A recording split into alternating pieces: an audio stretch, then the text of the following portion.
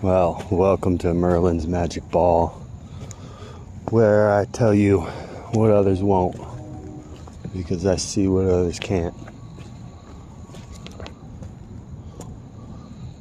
Thought we'd go on a little walk this morning, talk about where we're at in the world here and what I'm seeing in this magic ball. And I'll tell you what, it's a very interesting sight. Interesting in the sense of the old Chinese curse, may you live in interesting times.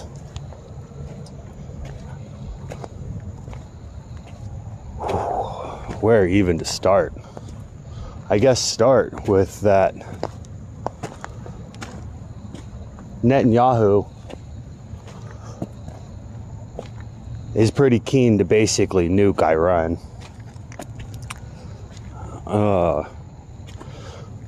It's the only thing that can save him. And it's the reason why they're trying to incite war with basically every country around them in the Middle East. And then they basically are assuming that the Americans are going to come in and help them take down all the Middle Eastern capitals so that Israel can be the dominant force there, as Netanyahu says, west of the Jordan River, which includes multiple other countries and peoples.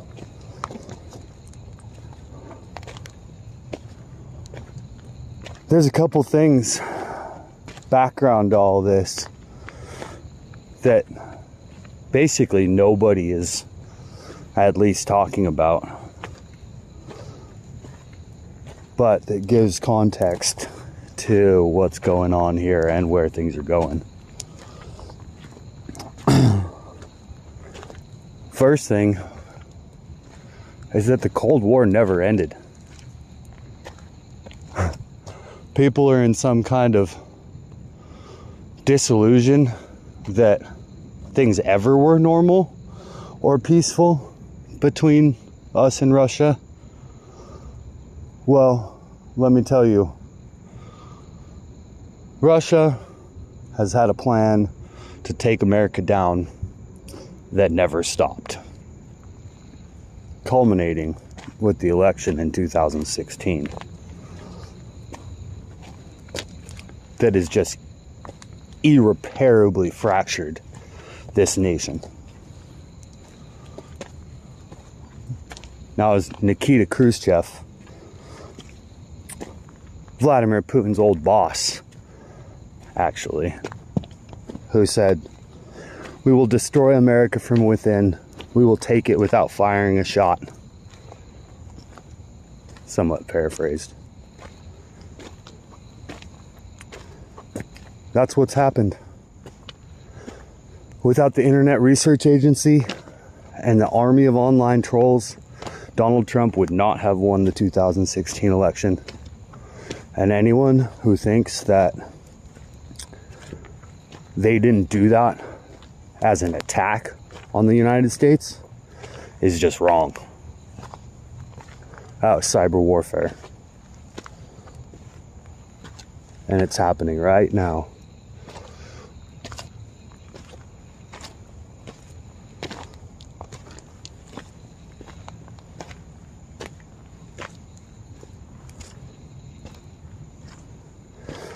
The other piece of information that nobody's taken into context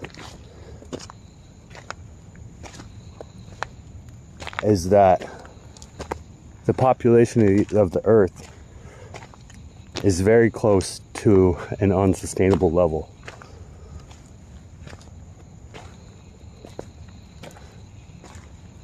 Once we hit 9 billion people, this Earth can no longer sustainably support the human civilization. And that doesn't mean that it gets to 9 billion and then things go off the rail. Oh no. When we get to 8 billion, the pressure starts mounting and things begin to go off the rail. Oh, hold on. Let me look into my crystal ball and see what the population of Earth is right now. 8.1 billion. What do you know?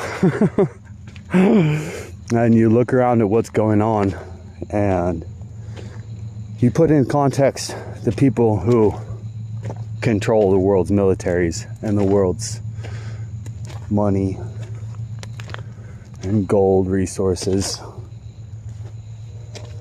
and you realize that the moves are being made right now for the time when stuff really starts going off the rails. The billionaires are preparing. The world governments are preparing for a time soon when they know there's going to be too many people.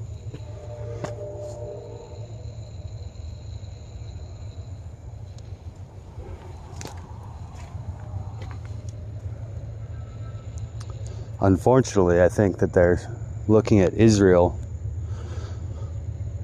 as an example of how to install militarized borders to shut down the flow of people. There's another thing, but this is actually something that some people are talking about, and that's climate change. And people can have their own opinions on whether humans caused it or whether it's happening on its own. But that really doesn't make a difference. If the agreement is that the planet is rising, the temperature is rising, and that the sea level is rising, regardless of the cause, it means we're looking at millions and billions of climate refugees. They say there will be 1.6 million climate refugees in Miami alone by 2050. And having spent some time down there and in playing in hurricanes as a wizard does,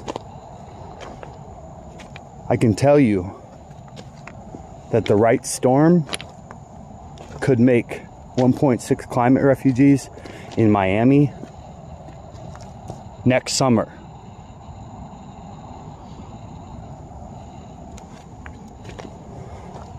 This is part of the population problem and resource problem.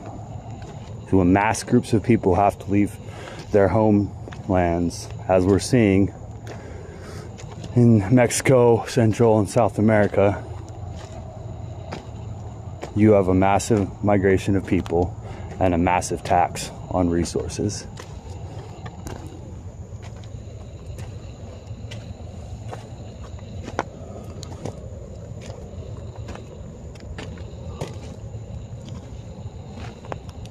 So what to do?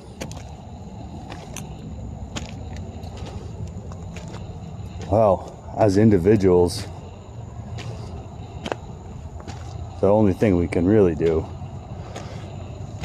is try to make peace in our own lives, be in a safe location, and be aware of what's going on in order to figure out what the next right move is.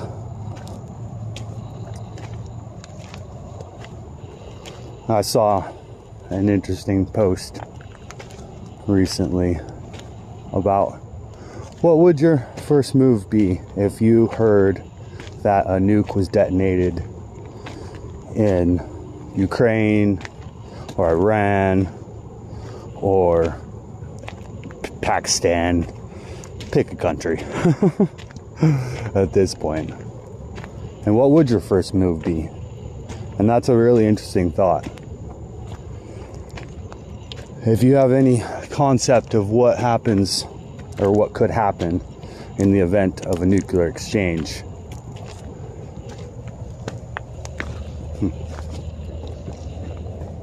okay.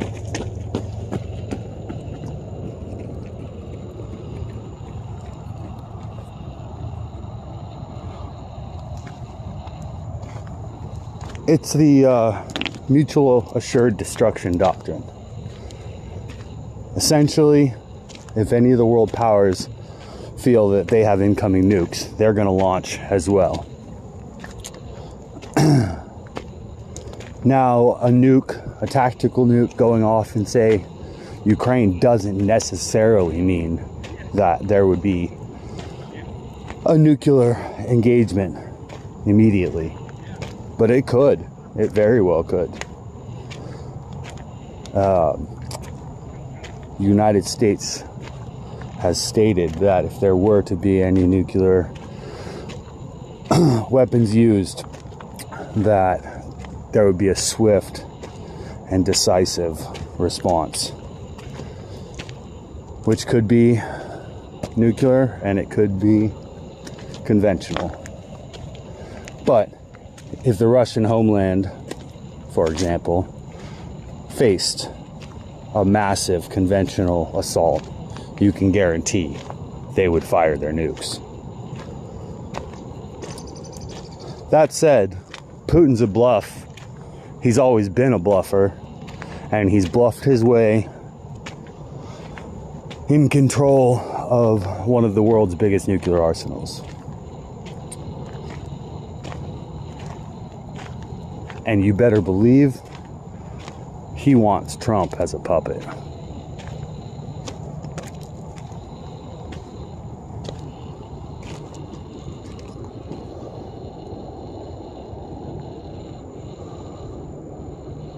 We're gonna have a whole lot more to talk about and to share about what I'm seeing in the crystal ball in days and months to come. But what I can tell you is that you should expect the unexpected.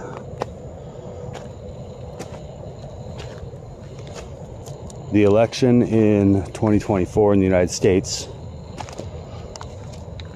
is going to be one of probably the most crucial elections in the history of the country. And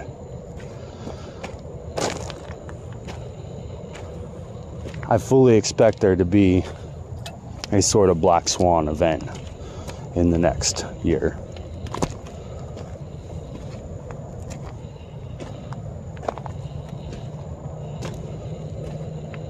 One or both Biden and Trump could collapse at any moment. And I would give it an over 50% chance that even both of them do by the time the election comes around.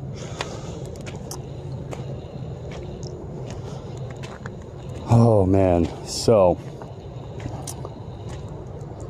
there's a lot of things going on behind the scenes that many people are not aware of or privy to in any way. And also, I think that some of those people actually don't know for the first time ever what's going to happen.